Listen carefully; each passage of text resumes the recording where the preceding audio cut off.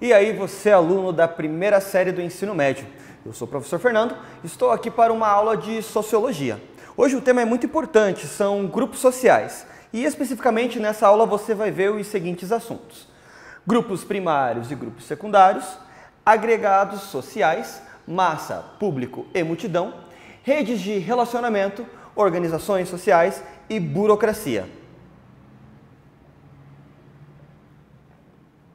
Ok, então é o seguinte, para você começar essa aula eu vou te dar aquela dica básica de todo o vídeo. Vai lá, pega seu caderno, pega o seu livro digital, anota ali tudo certinho porque é muito importante. Essa aula vai ser bem conceitual, então eu não vou ter como fugir de te passar esses conceitos. Por isso, eu peço muita atenção sua e quando eu mostrar aqui na tela algum conceito, você pode dar uma pausa nesse vídeo aí e escrever que não tem problema, que eu espero você, tá bom? É só me congelar. Valeu?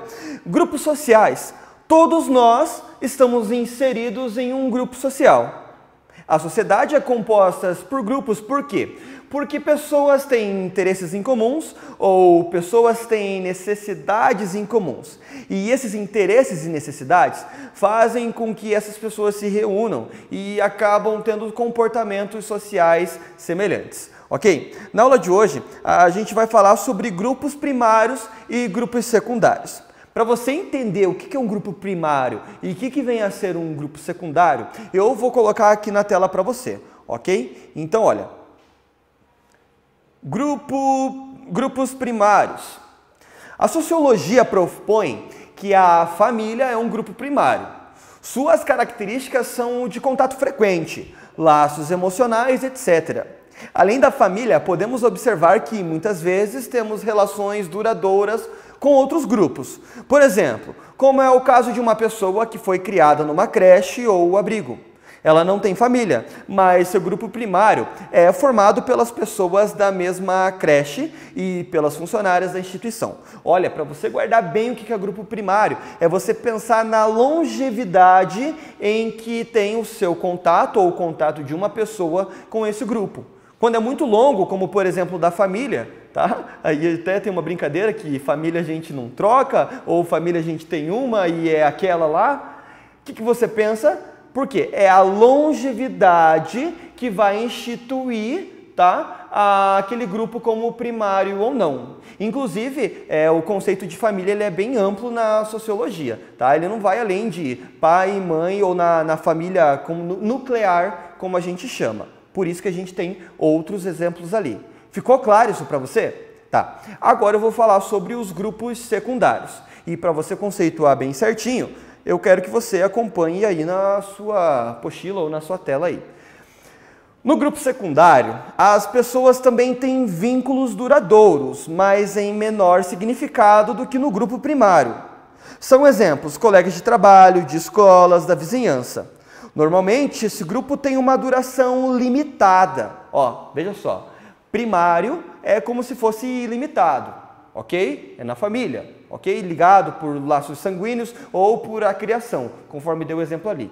No secundário, ele também pode ser duradouro, mas nem sempre ele vai para sempre, ok? Ou seja, voltando aqui, tem duração limitada. Grava isso bem aí. Pois as relações não são para a vida toda, como no caso da família. Então, o que eu acabei de te explicar. Em geral, esse grupo é mais numeroso e mais complexo. Seus contatos ocorrem de maneira pessoal, não são íntimos. Então, pensa, ó.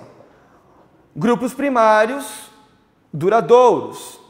Grupos secundários também podem ser duradouros, mas isso não significa que sejam ilimitados. Gravou bem isso daí? É bem importante, eu te falei que essa aula é bem conceitual. Tem um filósofo que fala sobre isso, tá? Um pensador aí bem importante e você precisa anotar porque talvez seja cobrado isso de você em alguma prova, algum vestibular no futuro aí da sua vida, ok? Então, ó, para o sociólogo Carl Meinen, os processos sociais sempre acabam por aproximar as pessoas, o que resulta na formação de diversos tipos de associação, ou seja, podem existir diversos grupos. Vai depender de qual processo social que vai encaminhar isso. Se é um processo político, econômico, familiar, se é por questões de trabalho ou por questões de afinidade mesmo. Tá bem tranquilo aí? Tá. Por outro lado, aqui ó, esse processo pode acarretar no afastamento de alguns indivíduos, que, por sua vez, formam outros grupos sociais que se manifestam de formas opostas àqueles que pertenciam anteriormente. Ok? Bem tranquilo? Agora a gente vai fazer uma diferença sociológica aqui, entre agregados sociais, massa, público e multidão. Nossa, se você for pensar assim, como que eu diferenciaria eles? Cuidado para não utilizar o senso comum. Cuidado, porque pelo senso comum você pode errar. Por isso, deixa de preguiça aí do outro lado, pega lá e anota o que eu vou te passar. Essa aula, repito, é conceitual. Anota. Vem comigo aqui. O que é um agregado social? Pessoas reunidas momentaneamente por um período de tempo determinado e unidas pelo mesmo sentimento, originam um agregado social. Ó, marca essa parte bem importante.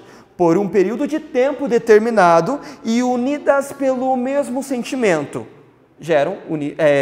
originam um agregado social.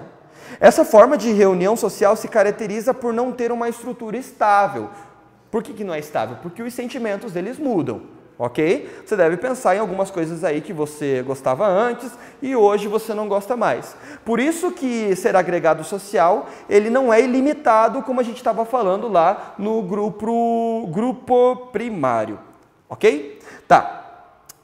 Olha só o que o filósofo, o que o pensador fala. Ele considera que, eu vou colocar aqui para você, considera que o público é um tipo de agrupamento social intermediário entre multidão e grupo social. Então, a gente tem a multidão, a gente tem o agregado social e aí a gente tem o grupo social, ok? Tá, você pode escrever isso daí, igual eu falei, tá? Dá um retorno aqui e aí você escreve isso.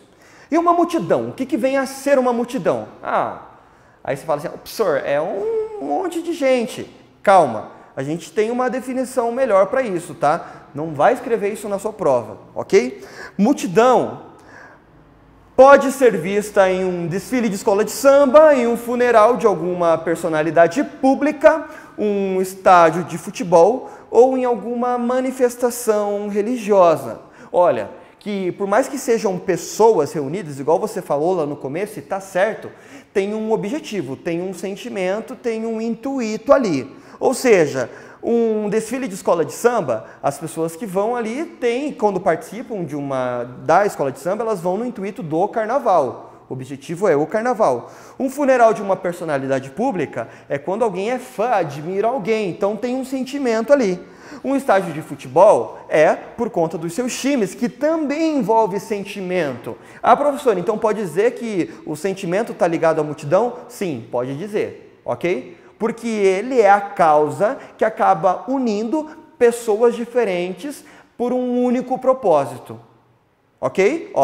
Ele é a causa que acaba unindo pessoas diferentes em um único propósito. Bem melhor do que dizer, né? É um monte de gente. Ok? Ou em alguma manifestação religiosa também tem um sentimento. A fé em prol de uma única coisa, que é a fé que as pessoas estão protestando ali. Professando. Ok? Professando. Então aqui hoje a gente tem um exemplo, um show. Por que várias pessoas que não se conhecem se reúnem para assistir uma pessoa?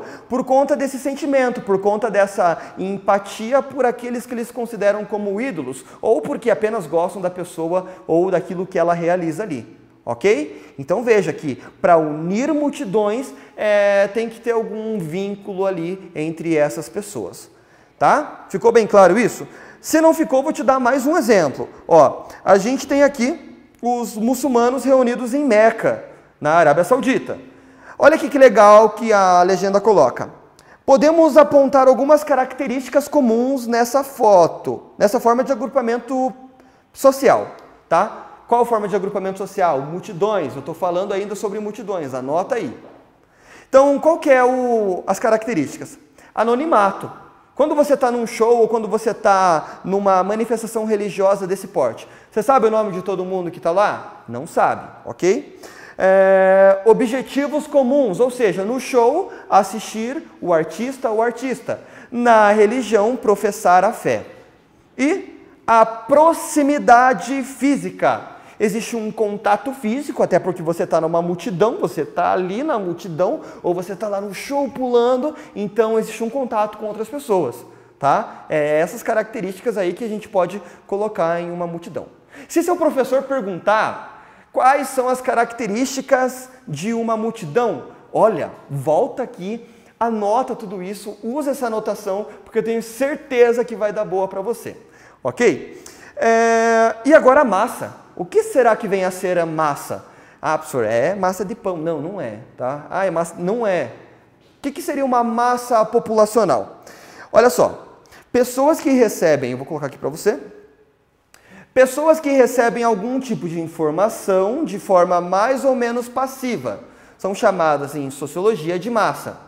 A massa consiste num agrupamento de pessoas desconhecidas uma das outras, que também não obedecem regras, como no caso a multidão, tá? Então, grandes multidões geram massas, tá? E que nem sempre elas precisam ter algum interesse ou sentimento em comum, apenas estão ali reunidas.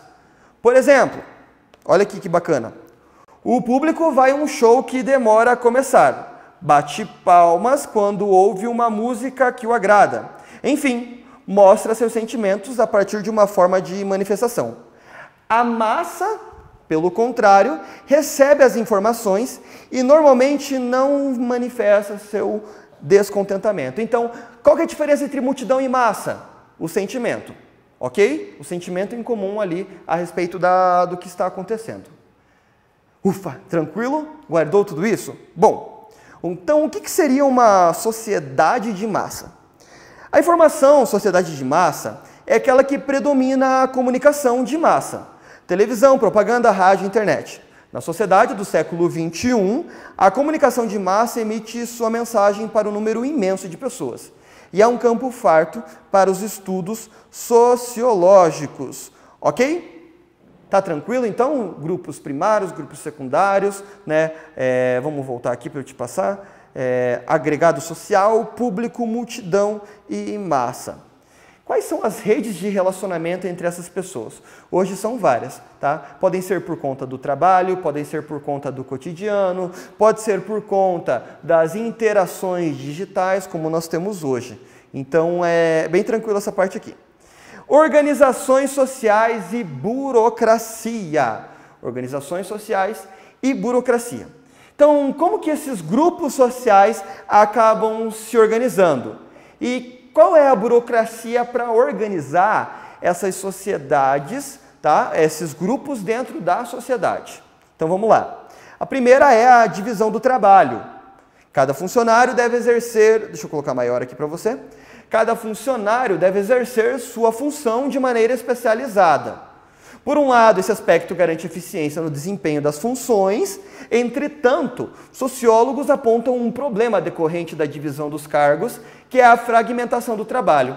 Ele considera que se um trabalhador se envolve apenas com sua função, acaba a perder a noção da organização completa, causando alienação. Pensa o seguinte, ó, o professor passou um trabalho para você, o trabalho é em grupo. Eu não gosto de fazer trabalho em grupo, professor. Sempre tem um assim. Mas não tem jeito, vocês precisam de nota e tem que fazer esse trabalho. Aí, para vocês não terem muito contato um com o outro, vocês pegam lá, eu vou fazer isso, eu vou fazer aquilo, eu vou fazer aquilo. E aí, esse é o grande erro dos alunos, porque quando eles vão realizar o trabalho, eles não estudam o todo, estudam apenas a sua parte. Aí quando tem uma prova sobre aquele trabalho, você não sabe a parte do seu colega. Sabe por quê?